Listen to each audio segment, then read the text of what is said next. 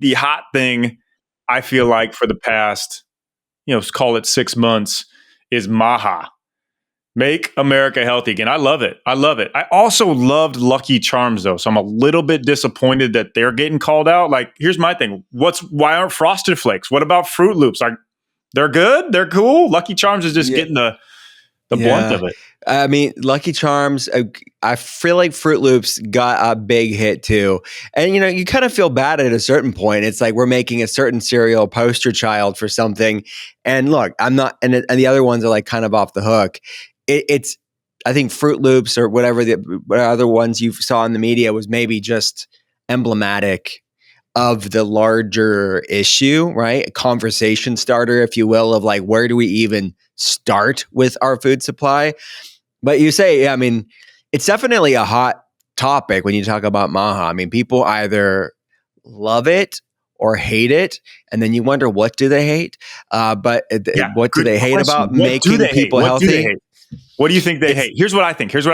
I think there's some people in the space that are jealous of the other people in the space.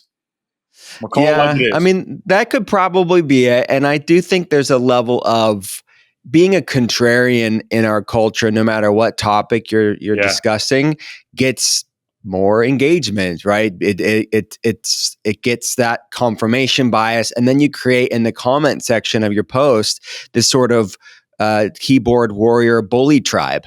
And that's what happens because it's just a lot of echo chambers of people being super negative and like to just tear other people down. So I think that's partly it in any topic, but this is just on gasoline, if you will, on the fire, is that it is converging health with politics, and politics pisses 50% of people off depending on the topic. Like the other half is not going to be happy. And look, I think historically, you look at the current administration, it has gone through, no matter what side you are on the topic, there's been a lot of press and mostly negative press about it. So you have a lot of people that have only heard one side of the story, and I would say it's not the full truth.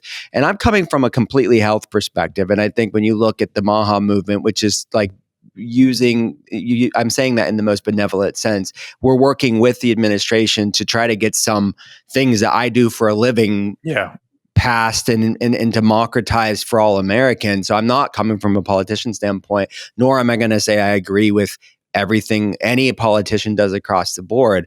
But the health side of things, democratizing health for Americans and making some headway in areas is something from a pragmatic standpoint, something that I'm excited for. That's cool. You experienced this, being able to be with them. Where was that? Was that in DC? Were you at? Yeah.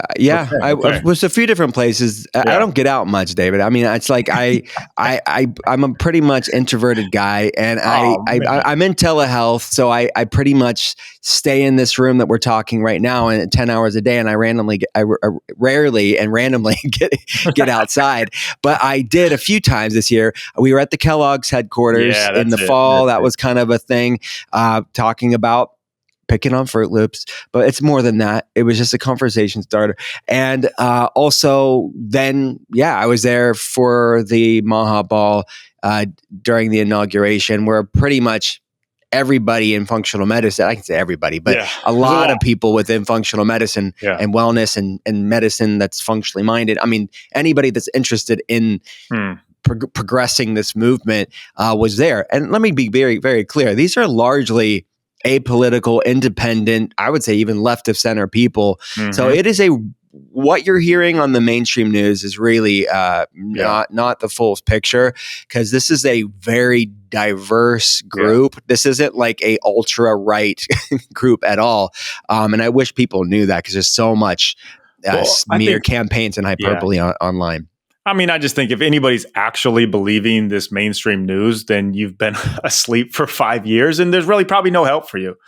Like, that's kind of how it is. Like if someone's like, hey, I watched the news and I believed it, I'm like, I'm probably never going to believe anything you say again. Right. We should have, it's sad that it's there. And that's part of it's sad that we're at that place, because I really feel like we need to rebuild trust in the media. And when you look at someone like Bobby Kennedy, right? And it's not about worshiping Bobby Kennedy, but it's just like, is he a vehicle to bring in diverse people within medicine? The brilliant minds he's bringing in, Johns Hopkins medical doctors as heads of HHS, that and other people that are really esteemed in the conventional medicine world, but are independent thinkers that aren't owned by special interests. That's the difference. And they're looking for change. I wish that they realized that, there's so much negativity out there in the media. We have to ask, well, why is that? Why is almost all the press around the MAHA movement, specifically Bobby Kennedy, negative, 98% or so negative over the past few years? There's a reason for that. I mean, these aren't like a group of Mother Teresas that are coming after Bobby Kennedy. These are people that are part of the sick care system, and we're spending more on healthcare than any industrialized nation. Yet we have the most chronic disease, the shortest lifespan of all industrialized nations. We are home to 70% of pharmaceutical profits, and we make up about 4% of the world's populations. So that's what's coming after this movement. There's a lot of deep, dark money there.